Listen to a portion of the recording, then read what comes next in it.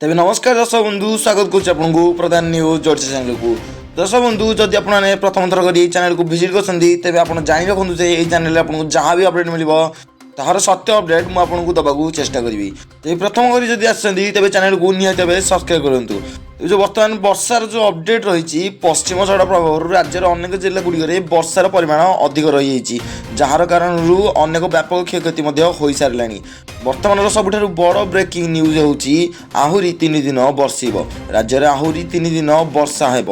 अधिक वर्षा संभावना नथिले मध्य स्वल्परू मध्यम धरणर वर्षा हो पारे किंतु आपको कहना चाहूँगी आपते भयभीत होगा किसी आवश्यक नहीं। उपकूल समेत दक्षिण ओडिशा रे वर्षार संभावना रही। गतकाली अनेक राज्य में निर्धूम वर्षा होता कुआपथर बड़ बड़ खंड देखा मिलता। अनेक स्थान मानक जाजपुर जिला धर्मशाला ब्लॉक रे 1 किलो ओजनर कुआपथर देखा जाइछि। कटक खोर्धा बलांगीर बालेश्वर समेत पश्चिम ओडिशा रे विभिन्न स्थान में कुआपथर सह वर्षा होइछि। आसंता 24 तारिख बेलू आउ थे पश्चिम झड़ आसबार संभावना अच्छी। मार्च 24 रु 28 तारिख जाए से ही झड़र प्रभाव रही पारे।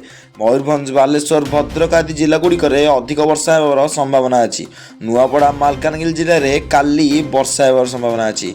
मार्च 23 और 24 तारिख शुखिला पाग रही संभावना अच्छी। 25 तारिख सकाळू पश्चिम झड़ आसबार संभावना अच्छी। उपकूलवर्ती जिला मानक और दक्षिण अभ्यंतरीण जिला मानक पश्चिम झड़र प्रभाव रही पारे।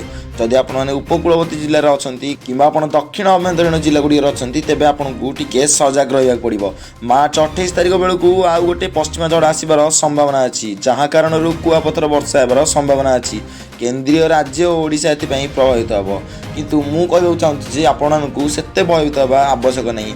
जोटी भी आपड़ अच्छा ठीक से आप रहीपर किंतु जब आप मनर आप भय दूर करेंगे जब आप अधिक भयभीत होते तेज आपंकर मनोबल भांगी तेणु भयभीत बेसी न आपको लड़े चेष्टा करूँ। जो 28 तारिख बेलू पश्चिम झड़ आसबार अच्छी एप्रिल प्रथम सप्ताह जाए रही अनुमान कर भारतीय पाणीपाग विज्ञान केन्द्र पक्षर पश्चिम ओडिशा रे नवरंगपुर बलांगीर गजपति और दक्षिण ओडिशार गंजाम जिले में वर्षा परिमाण काली कमी पारे। आज मेजर भाव उपकूलवर्ती जिला गुड़िक यथा भद्रक बालेश्वर केन्द्रापड़ा जगतसिंहपुर कटक केन्दुझर जाजपुर रे वर्षा होवर संभावना बहुत अधिक रही। तेज 24 तारिख संध्या पर पुणी थे वर्षा होवर संभावना रही। तो दर्शक बंधु विदाय दिखाते आज न्यूज अपडेट रु अन्य एक न्यूज अपडेट अपेक्षा करूँ। चैनल को सब्सक्राइब कर जातु।